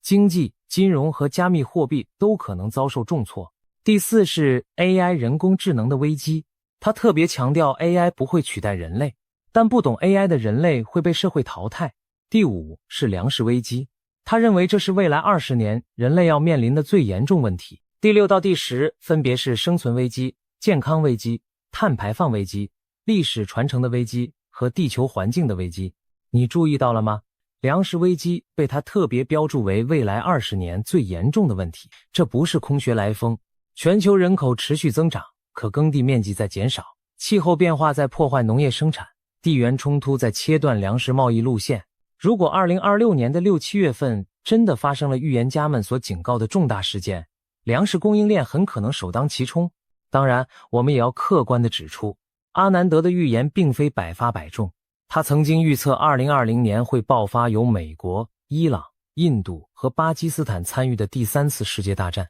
结果并没有发生。他还预言2021年2月全球经济崩盘，但当时全球股市虽然有波动，却仍然处于高位。事隔数天之后，他甚至还专门录了一支影片澄清，说他从来没有预言中国会崩溃，要大家不要轻信网络上的断章取义。所以预言这种东西确实只能当参考，不能盲信。但问题在于，他这次不是一个人在战斗。接下来我们说另一位预言家，他的说法几乎完美的与阿南德呼应。这位就是被称为末日先知，也被英国媒体封为新诺查丹马斯的克雷格·帕克。帕克是英国人，和他妻子珍一起从事通灵和预言工作已经几十年了。他在 YouTube 上有超过23万的订阅者，声称自己成功预测过英国女王去世、川普2016年当选，甚至新冠疫情的爆发。帕克在2026年初的最新预测中提出了一个让人头皮发麻的时间框架。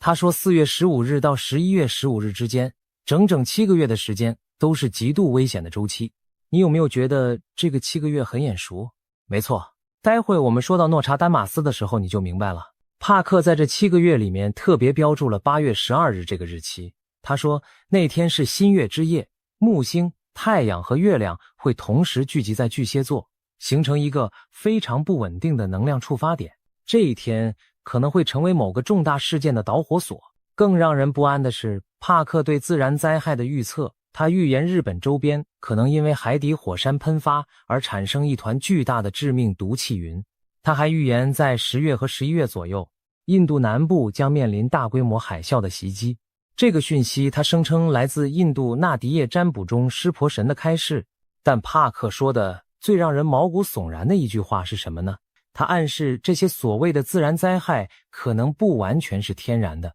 他的原话大意是说，日本的海底火山爆发可能不仅仅是天灾，或许是某种间接战争的一部分。什么意思？就是有国家可能通过人为手段触发自然灾害，让它在外观上看起来完全不像是军事攻击。你可能觉得这太科幻了，太荒唐了。但你知道吗？美国空军早在1996年就发表过一份名为《在2025年掌控天气的研究报告》，探讨如何将气象作为军事武器使用。而地震武器的概念在冷战期间就已经被美苏两国认真研究过了。我不是说这些东西一定存在并且已经被实际运用，但至少它们并非完全不可能。帕克本人也强调说，他分享这些预言的目的是鼓励人们发送正面的思想和祈祷，来减轻可能的冲击。接下来我们把目光转向更古老的预言。米歇尔·德诺特·雷达姆，也就是我们熟知的诺查丹马斯，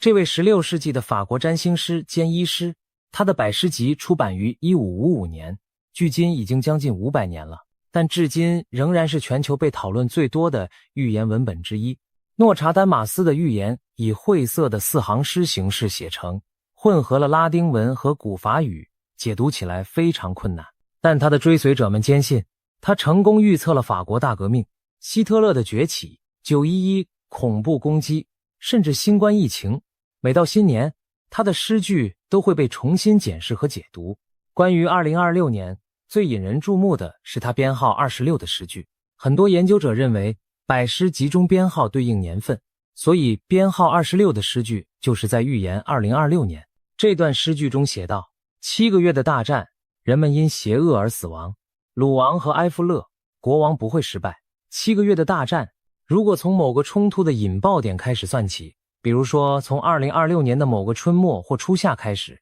那7个月战争的时间框架恰好覆盖了6月到次年1月，而6月底到7月正是这场大战可能的起点或者第一个高峰期。更让人不寒而栗的是另一段诗句，诺查丹马斯写道：当火星主宰星辰之路，人血将洒满圣殿，3团火焰从东方升起，而西方则在寂静中失去光明。这段话的意象非常强烈，3团火焰从东方升起，被很多解读者认为是指亚洲地区3个可能同时爆发或者连锁爆发的冲突热点。会是哪3个？台湾海峡、朝鲜半岛、南海、中东，每一个都是现实中正在持续升温的火药桶。而西方在寂静中失去光明，则被解读为欧洲和美国可能在这些冲突中被拖入严重的经济衰退，甚至社会动荡，失去他们在全球舞台上的领导光芒。还有一段关于海战的预言也非常值得注意。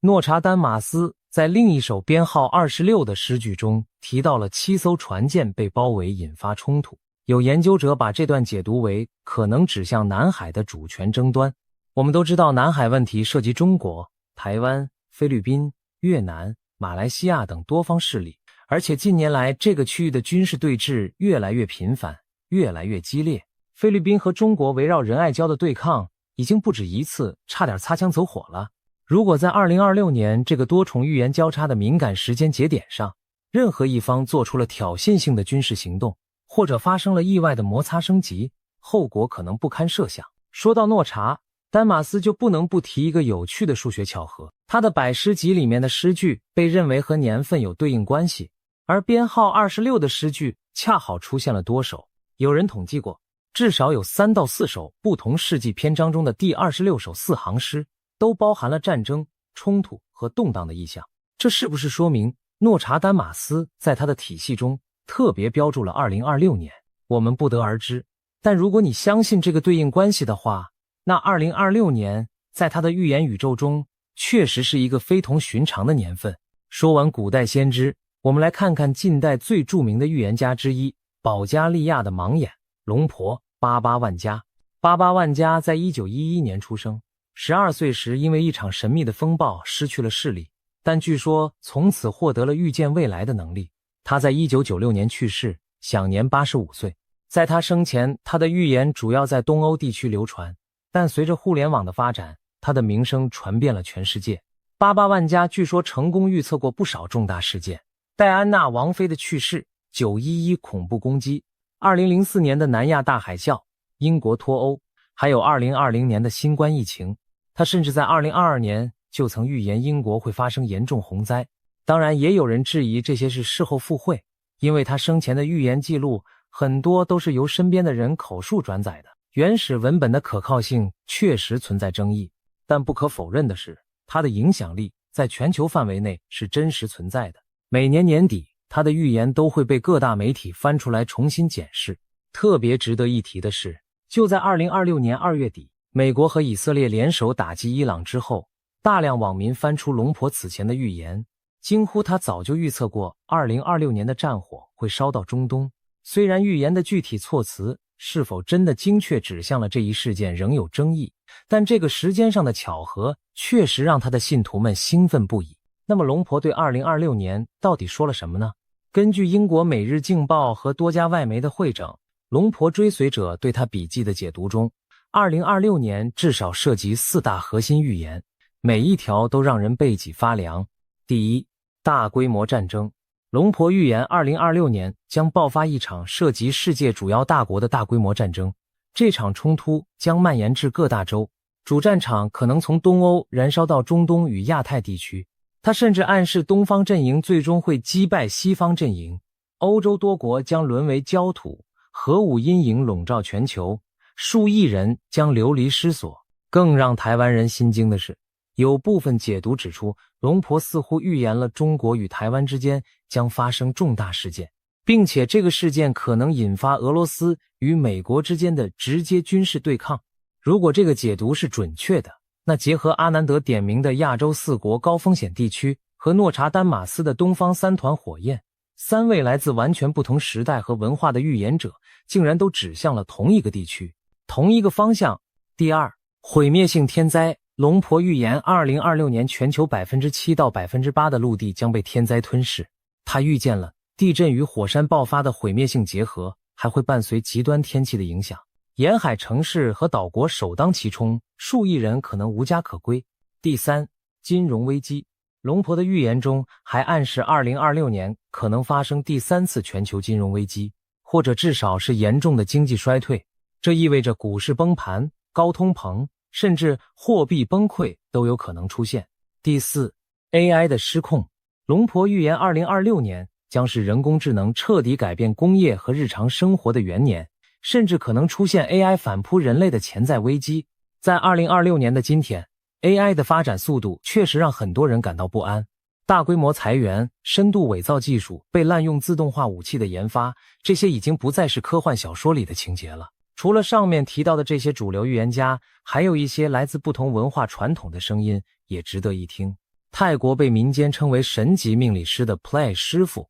在接受泰国网台访问时直言2026年是一个非常凶的火马年，比2025年更加动荡，火灾、水灾、地震、战争会齐齐出现。但他说最可怕的其实不是这些看得见的灾难，而是一种他称之为 X 疾病的东西。他形容这是一种混合型的新型疾病，由古老的疾病和人为实验室成分混合而成，传染力极强。他的灵视画面中同时出现了结核病和黑死病这2个关键词，暗示这种新病可能结合了2者的致命特质。更让人胆寒的是他说的传播方式不会一次性全球大爆发，而是像花瓣掉落、树叶凋零一样分批夺命。不同地区的爆发时间也不完全同步，像一场看不见的慢性屠杀。在部分国家甚至会出现尸体多到令人麻木的恐怖景象。Play 师傅还预言2026年会有真正的战争，但他强调更危险的是隐形战争。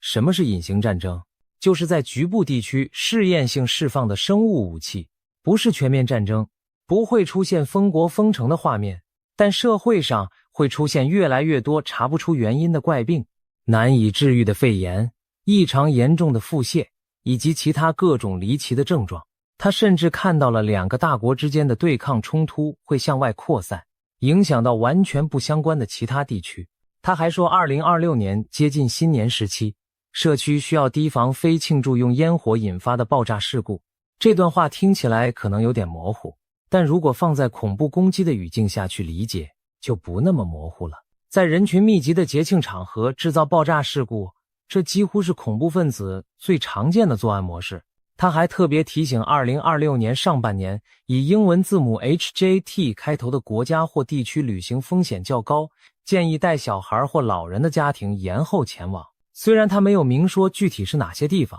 但网友们纷纷猜测 H 可能是香港或者海地， J 可能是日本或者约旦， T 可能是台湾或者泰国或者土耳其。当然这些都只是猜测，但如果你碰巧在6、7月份有前往这些地方的旅行计划，多留个心眼总是没坏处的。他的另一个预言是关于气候的，他形容2026年是雨水过多的一年，雨量多到好像天漏了一样，部分地区可能成为风暴反复经过的固定通道。他甚至感觉到地球的中心点似乎有偏移，整个气候结构在发生根本性的转变。东南亚的沿岸地区会逐步变成新的风暴前线，这对居住在太平洋台风带上的我们来说，绝对不是什么好消息。Play 师傅最后还提到了空难，他说2026年仍可能出现非常可怕的飞机事故，提醒大家搭机前要格外留意航空公司的安全记录。回想一下2024年底和2025年初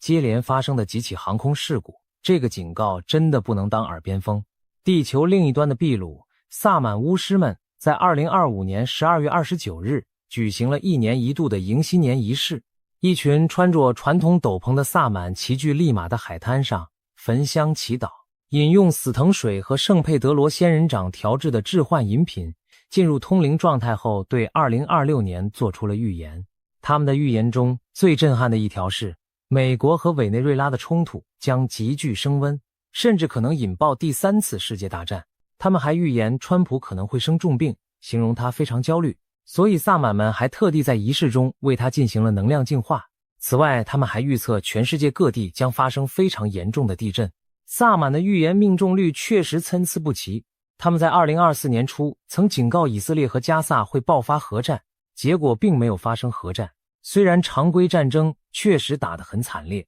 但他们在2023年底成功预言了秘鲁前总统滕森谦也会在12个月内去世。结果滕森果然在2024年9月因癌症病逝，所以他们的预言也不能完全忽视。除了上面这些预言家之外，美国密西西比州的灵媒吉尔杰克森也做出了类似的警告。这位曾2度获得年度最佳灵媒称号的通灵师，在一个知名的 podcast 节目上表示，2026年会出现大量的经济动荡，很多人会失业，被迫搬家，甚至彻底改变人生方向。他特别强调，地震和自然灾害会持续困扰全球，尤其是亚洲和美国西海岸。而他关于日本地震的预言，在2026年的第1个星期就应验了。全球记录到将近100起瑞士规模 4.5 以上的地震，菲律宾更是发生了 6.4 级的强震。他还预言了持续的水灾和极端气候事件，提醒人们要特别注意与水相关的灾害。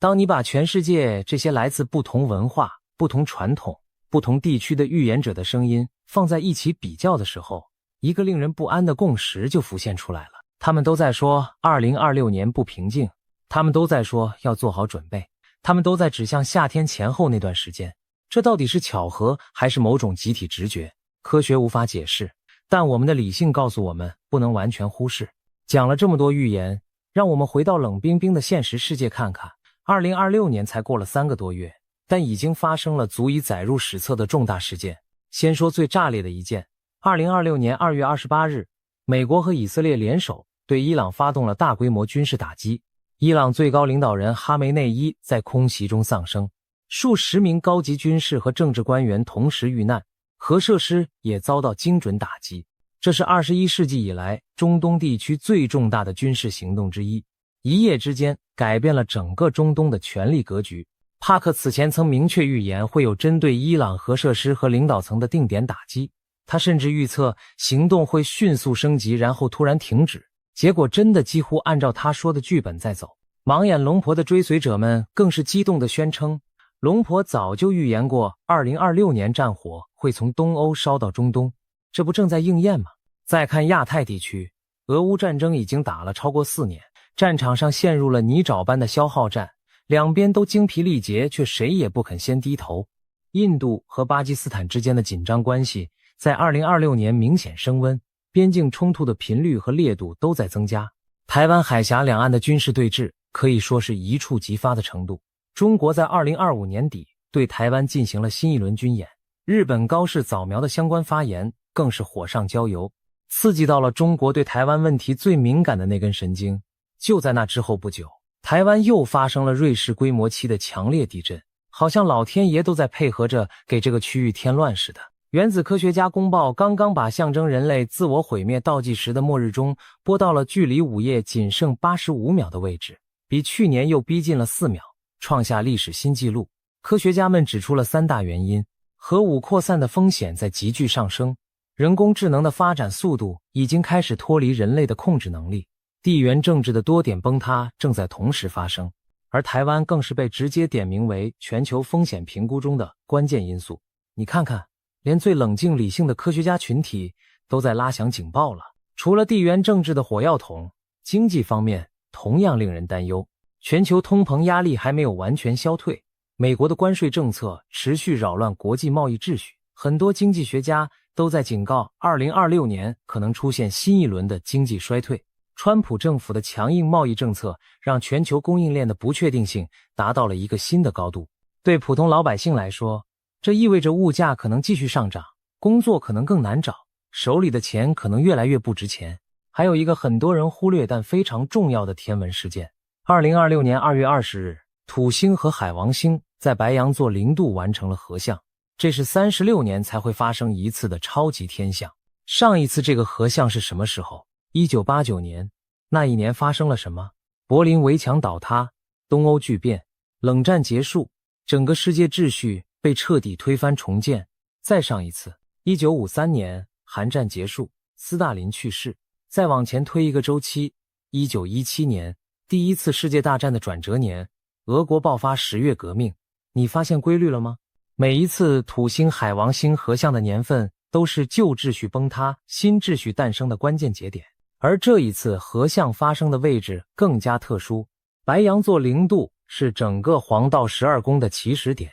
被占星学界称为宇宙的重启按钮。通俗的说，就是一切归零，然后重新开始。这个合相的能量不会在2月那天就消失，它会像一颗种子一样，在整个2026年持续发芽、持续发酵，持续推动着旧世界的瓦解和新世界的建立。让我们把所有的线索串在一起，你就会明白为什么我在标题里说6月底到7月是高风险期了。先看天象层面，土星海王星合相的能量在2月种下了种子，经过4-5个月的酝酿，到了6-7月份应该已经充分发酵了。而8月即将启动的日月食周期会成为一个强大的催化剂。在占星学的传统中，日食和月食向来被视为重大变动的引爆点。2026年8月的食相恰好落在狮子座和水瓶座的轴线上。历史上每当这个轴线出现食相，往往伴随着权力的更迭、金融市场的剧烈动荡和地缘政治的重大冲突。而日月食的能量影响通常不是只在食相当天才出现，它的效力往往在食相前后各1到2个月就开始显现了。所以7月恰恰就是8月食相能量开始提前释放的时候。再看各位预言家的时间标注，阿南德标注的能量逆转期核心时段是7月24日前后各10天，也就是从7月15日左右到8月初这段时间。帕克划定的超级危险周期从4月15日开始，到11月15日结束，而7月恰好落在这个长达7个月的危险周期正中央，是能量最集中、最活跃的时段。诺查丹马斯预言的7个月大战，如果从年初的某个引爆点开始计算的话，到7月正好是战事可能进入最惨烈阶段的时候。而帕克特别标注的8月12日新月触发点就紧跟在7月危险窗口的后面，形成了一个连续的高风险地带。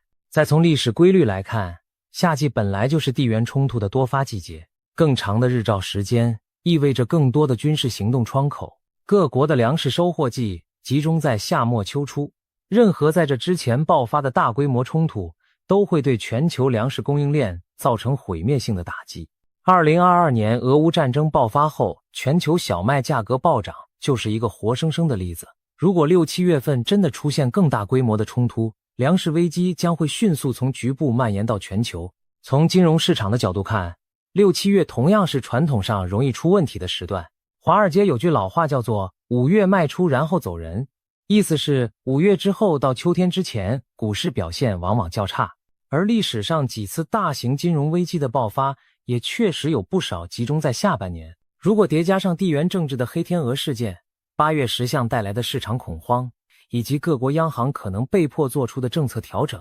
，2026年夏天的金融市场恐怕会非常刺激。最后还有一个心理层面的因素，记得2025年发生的事情吗？日本漫画家龙树亮曾经在他的书里预言，2025年7月5日，日本南海会发生大海啸，毁灭日本国土。这个预言虽然最终并没有应验，但在那之前的6、7月份造成了巨大的社会恐慌，港台赴日旅客数量大幅下降，航空和旅游业遭受了严重的冲击。这件事告诉我们一个很重要的道理，即使预言本身没有成真，但如果有足够多的人相信它即将成真，光是恐慌所引发的抢购潮、资金外逃和市场动荡本身就已经足以造成实质性的伤害了。而2026年面对的情况比龙树亮的那本书要严重得多。这次不是一个预言家在孤独地喊狼来了，而是来自欧洲、亚洲、南美洲多个完全不同传统的预言者在同时拉响警报。如果到了6、7月份，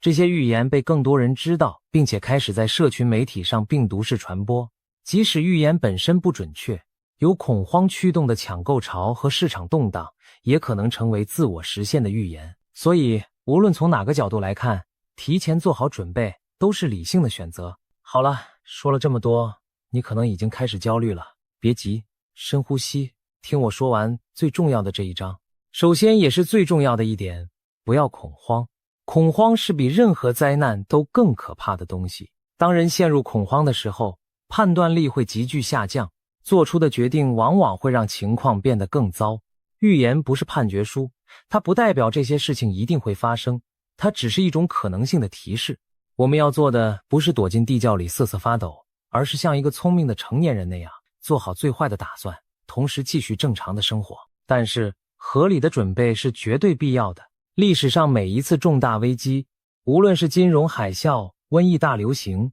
还是地缘冲突升级，最先崩塌的永远是供应链。2020年新冠疫情爆发的时候，超市的卫生纸、口罩、消毒液在几天之内被抢购一空。委内瑞拉经济崩溃的时候，物价每19天翻一倍，一条面包都成了奢侈品。黎巴嫩金融危机的时候，银行突然宣布限制提款，老百姓一夜之间发现自己的存款成了无法取出的数字。这些都不是遥远的故事，它们就发生在我们这个时代。所以具体该怎么准备？第一，囤粮，不是叫你把家里变成超市仓库，而是确保你有至少2到4周的基本食物储备。重点是保存期限长的食品。米，这是亚洲人最基本的主食，保存得当可以放1到2年。面条和意大利面，干燥状态下保质期很长。各种干燥豆类，红豆、绿豆、黄豆、黑豆，都是优质蛋白质来源。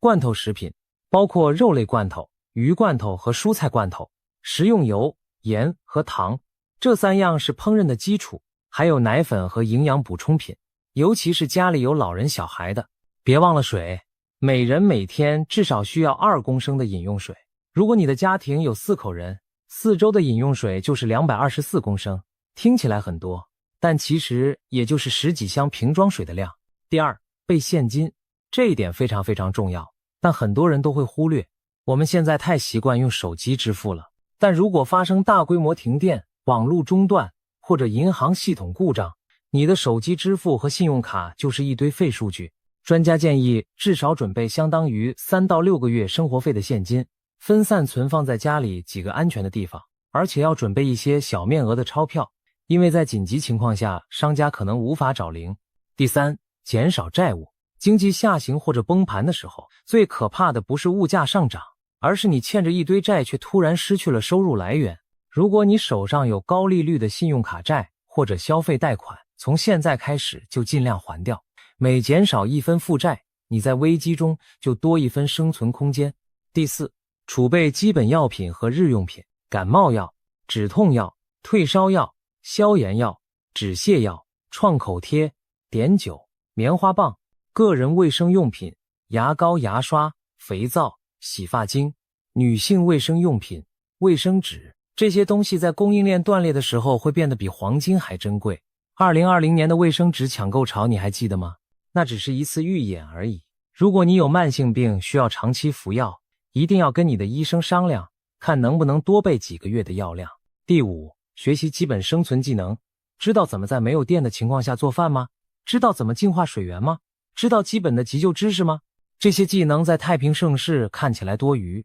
但在危机时刻可能就是救命的本事。网上有大量免费的生存技能教学，现在学起来完全来得及。第六，建立社区连结。在真正的危机中，孤立的个体是最脆弱的。认识你的邻居，加入社区互助群组，参与社区活动。历史反复告诉我们，那些拥有强大社区支持网络的人，在灾难中的存活率和恢复速度远高于独来独往的人。在委内瑞拉的经济崩溃中，那些邻里之间互相分享食物和资源的社区，就比彼此冷漠的社区度过了更少的苦难。第七，分散你的资产，不要把所有的鸡蛋放在同一个篮子里。如果你有投资，适当的分散配置，考虑持有一些实体、黄金或白银作为避险资产，确保你的银行账户不要全部放在同一家银行。这不是偏执，这是基本的风险管理。值得一提的是，历史上每当大规模危机爆发的时候，黄金的表现几乎从来没有让人失望过。龙婆的追随者们甚至预言2026年可能出现第3次全球金融危机。如果真的发生了，那些提前布局避险资产的人就会感谢自己的远见了。第八，准备好你的重要文件，护照、身份证、保险单、房产证明、银行账户资料。这些东西平时可能你都随手丢在家里某个角落，但万一需要紧急转移或者处理重要事务的时候，你可不想花半天时间翻箱倒柜去找它们。建议把所有重要文件的正本放在一个防水的文件夹里，同时在手机和云端各备份一份电子档。第九，关注但不要沉迷。这一点听起来矛盾，但非常重要。你应该保持对国际局势的关注，但不要每天把所有的时间都花在刷末日新闻和预言影片上面。过度的资讯焦虑本身就是一种伤害，它会消耗你的精力，影响你的判断力，甚至损害你的身心健康。每天花个10到15分钟了解一下最新动态就够了，剩下的时间用来好好生活，好好工作，好好陪伴你的家人。最后我想说的是，历史告诉我们一个深刻的道理，人类最伟大的进步几乎总是诞生于最深重的危机之中。2次世界大战催生了联合国和现代国际秩序，大萧条催生了社会保障制度，新冠疫情催生了 mRNA 疫苗技术的历史性突破。每一次人类站在悬崖边上的时候，最终都找到了跳跃的方式，而不是坠落。阿南德自己也说了，2026年有正面也有负面，风险之外，好事正在发生，多把注意力放在正向的力量上。帕克也强调说，未来是可以改变的。预言的目的不是让我们恐惧，而是让我们做好准备。泰国的 Play 师傅更直言，真正的应对之道在于内在的觉醒。所以2026年，即使真的如这些预言家所说的那样迎来巨变，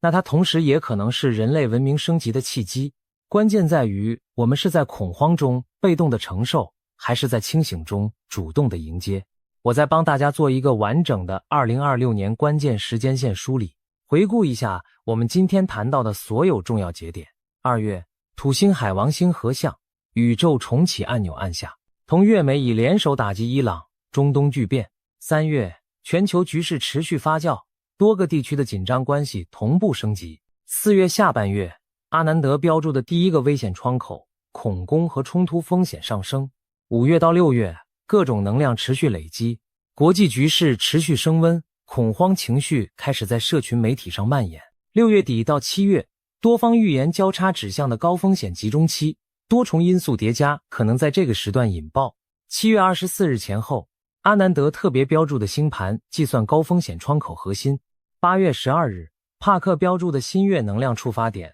同月日月食周期启动，金融市场可能剧烈波动。10月到11月，帕克预言的日本毒气云和印度海啸可能时段。11月中旬，阿南德的第3个危险窗口，全球冲突和灾害概率显著增加。11月13日，物理学家冯佛斯特在1960年预言的末日日期。你可能不太认识这个人，让我简单介绍一下。海因茨·冯佛斯特是一位奥裔美国物理学家和控制论学者。他在1960年发表在顶级学术期刊《科学》上的一篇论文中，用数学模型推算出人类人口增长的速度如果持续下去，将会在2026年11月13日达到一个数学上的起点，也就是无限大。当然，他本人后来也承认这是一个理论极限值，而不是真正的末日。但这篇论文在2026年被重新翻出来之后，又引发了新一轮的末日恐慌。有趣的是，这个日期